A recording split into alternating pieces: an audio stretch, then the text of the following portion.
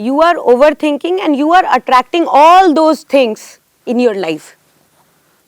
ये बीच का वो आज तक मैं नहीं समझ पाई कि क्योंकि मैंने सारा कुछ सोच लिया पहले ओवर कैलकुलेशन करके, तो ये मैंने अपनी लाइफ में अट्रैक्ट कर लिया, या क्योंकि मेरे पास्ट एक्सपीरियंस ऐसे मुझे सिखाए गए थे, देखे थे मैंने, और उसकी वजह से ये जो डिसीजन मेकिंग था ये मुझे तुरंत समझ आ गया, okay this is going to happen, take this decision.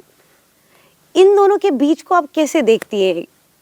एक लाइफ जो चल रही है मेरी और एक जो वो ऑब्जर्वर वाला लाइफ लेके मैं आगे बढ़ना चाह रही हूँ।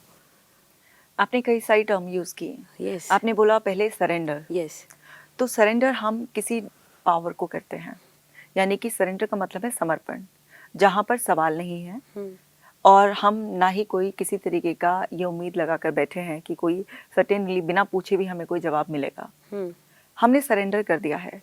सरेंडर का मतलब आपका फ्लाइट मोड, ज़रूरी नहीं है कि सरेंडर का मतलब फ्लाइट मोड हो। कुछ लोगों के लिए हो सकता है कि जब वो हार गए बिल्कुल तो उन्होंने सरेंडर कर दिया, लेकिन अगर वो फ्लाइट मोड होगा तो इनएक्टिव हो जाओगे आप। सरेंडर में आप इनएक्टिव नहीं होंगे, आप अपने कर्म करते रहोगे, पर आप फल के पीछे नहीं भागोगे। राइट। आपको ये विश्वास रहेगा कि कोई पावर है जो पूरे ब्रह्मांड को, दुनिया को, सबको चला रही है, तो वो मेरा भी हाथ थाम लेगी। मुझे अपनी सीमित बुद्धि से भी समझ में नहीं आ रहा है, जब सही वक्त आएगा तो सब परतें खुलती चली जाएंगी और कहते हैं ना सारा अंधेरा छट जाएगा और मुझे सब कुछ साफ साफ दिखाई देने लगेगा। तो ये आपका भागना कैसे हो सकता है? सरेंडर भागना नहीं है। वो फ्लाइट मोड तब है जब सिर्फ आप पड़े हो और टोटली इनएक्टिव हो गए, एक्शंस गायब हो गए। राइट। तो यहाँ से हम उसको अलग कर सकते हैं। तो आपने जैसे अपना एक्सपीरियंस बताया, में भी कहा है कि कर्म तो करना ही पड़ेगा, बिल्कुल, कर्म तो हो ही नहीं सकता ना, नहीं कुछ करोगे तो भी कुछ कर ही रहे होगे। यस, एंड यू विल, अगर आप खाली पड़े हो घर में आलस में अपने बिस्तर में, वो भी कर्म है आपका कि आप अपने बिस्तर में आलस में पड़े हो। तो ऐसा तो हो ही नहीं सकता कि हम शरीर में हैं और हम कर्म ना कर रहे हैं। तो कर्म तो हर कोई है, खाली बैठना भी कर्म ही है। तो आप ना उसमें अपने अंदर ऐसे ही पड़े रहते हो, लेकिन आप वो कर्म नहीं कर रहे होते हो जो आपको जीवन में आगे बढ़ाएंगे।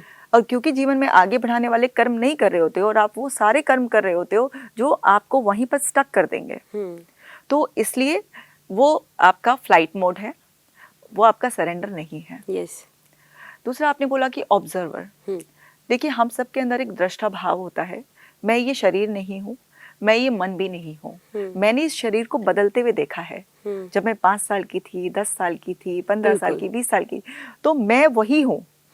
मैंने इस शरीर को बदलते हुए देखा है, मैंने इस मन को भी बदलते हुए देखा है, क्योंकि शरीर और मन हर पल बदल रहे हैं। लेकिन ये बदलाव इतना सूक्ष्म है कि जिसे हम हर दिन पकड़ नहीं पाते।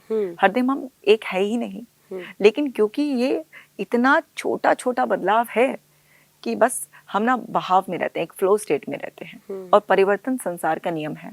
तो ये शरीर और मन फ्लेक्सिबल हैं, चेंज होते रहते हैं। अगर आप इसमें अवेयरनेस जोड़ देते हो, कॉन्शियसनेस जोड़ देते हो, आप ऑब्जर्व करने लग जाते हो, तो फिर वो बदलाव आपके अनुसार हो सकता है। लेकिन अगर आप बेहोशी में ये बदलाव होने दोगे तो आपकी जिंदगी वो नहीं होगी जो आप चाहते हो। तो इसीलिए कहते हैं कि हम अवेयर रहें, यानी कि हम ऑब्जर्वर के रोल में रहें, हम देखें। अगर मेरे अंदर गुस्सा पैदा हो रहा है तो उस गुस्से को मैं देखूं कि अच्छा मेरे अंदर गुस्सा आ रहा है, और मुझे ये समझ डेवलप हो कि किसी ने मुझे कुछ कहा या मेरा मनचाहा नहीं हुआ, इसलिए मेरे अंदर का सिस्टम विरोध कर रहा है इसका, और इसलिए गुस्सा जो मेरे अंदर था, जो एक सामान्य भाव है, बस वो प्रकट हो रहा है। अब मुझे क्या करना है इसका, ये मेरी चॉइस है, क्योंकि life is all about choices. आप जो चूज करते हैं वो आपके जीवन का हिस्सा बन जाता है, वो आपका रूप ले लेता है। अगर आपका शरीर आज जैसा दिख रहा है, ये आपकी चॉइस है, क्योंकि आप क्या खा रहे हैं, कैसे इसको संभाल कर रख रहे हैं, आप इसका कैसे हर मौसम में ख्याल रखते हैं, कैसे इसको दुलारते हैं, ये सब आपकी चॉइस है। चॉइस और गो विद द फ्लो में डिफरेंस नहीं है। देखिए, फ्लो में जाने का ये बिल्कुल मतलब नहीं होता कि आप चुनाव की शक्ति का इस्तेमाल ना करें। फ्लो में जाने का मतलब ये होता है कि आप चुने, पर अगर आपका चुनाव प्रकृति को सही ना लगे तो भी आप आगे बढ़ जाएं सरेंडर के भाव से। आप अटके नहीं कि नहीं ऐसा ही होना चाहिए था, मैंने अगर ये चुनाव किया था तो ये सही साबित होना चाहिए था। प्यार में असफल हो जाते हैं तो हम सुसाइड की तरफ बढ़ जाते हैं। अगर हमारा एग्जाम क्लियर नहीं होता है तो हम सुसाइड करने लग जाते हैं। यहाँ पे हम फंस जाते हाँ, हैं। यहाँ पर हम फंस जाते हैं, यहाँ पर हमारा अहम ईगो आ जाता ईगो आ है जाता कि है। मैंने चुना था, मेरी मन मर्जी क्यों नहीं हुआ, क्योंकि मन हमेशा चाहता है कि मेरा मन चाहा हो। लेकिन प्रकृति, ईश्वर जिन्होंने हमें बनाया है वो ज्यादा समझदार हैं। कई बार हमारे को रुलाना प्रकृति का हमें कुछ बेहतर बनाना होता है, तो वो हमसे जब कुछ छीन रही होती है ना, हम अपनी सीमित बुद्धि से अड़ जाते हैं। हाँ। मेरे साथ ऐसा क्यों हुआ, मेरे साथ ऐसा नहीं होना चाहिए था, मुझे धोखा क्यों मिला, मेरा ये एग्जाम पास क्यों नहीं हुआ। मैं कहती हूँ कि अच्छा है, आपका अगर सोचा हुआ कभी फेल हो गया है तो ईश्वर का धन्यवाद दीजिए, क्योंकि कुछ बड़ा ईश्वर ने आपके लिए सोच रखा जो है। हुआ वो अच्छा, जो नहीं हुआ वो और अच्छा। एक ही लाइन अगर हम अपने अंदर उतार लें कि जो होता है हमेशा अच्छे के लिए अच्छे होता के है, लिए होता है। तो जीवन फ्लो स्टेट में रहेगा, आप कभी स्टक नहीं होंगे, आप दिल पर कभी बोझ नहीं रखेंगे, और फिर आप चुनाव तभी भी करेंगे लेकिन आप जिद्दी नहीं होंगे कि मैंने चुना अब ये ही होना चाहिए।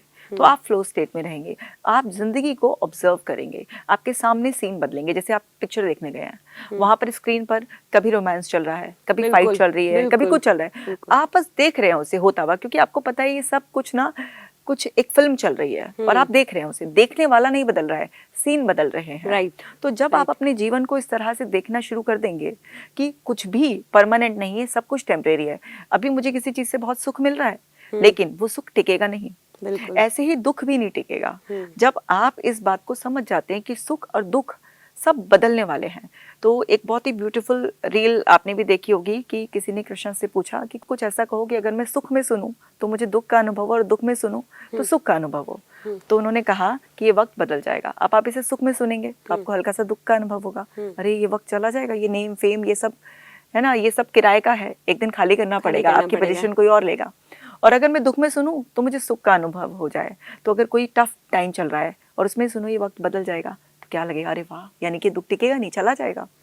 तो बहुत ही ब्यूटीफुली जब हम ये समझ लेते हैं कि कुछ भी टिकता नहीं है, कुछ भी परमानेंट नहीं है, सब कुछ बदल रहा है, तो हम देखने वाले बन जाते हैं, हम सरेंडर करते हैं, हम भागते नहीं हैं।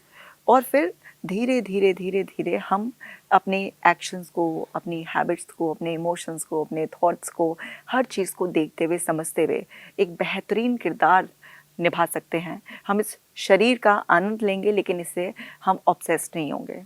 हम अपनी इंटेलिजेंस पर कभी घमंड नहीं करेंगे, हम बहुत ही ग्राउंडेड, हम्बल रहेंगे।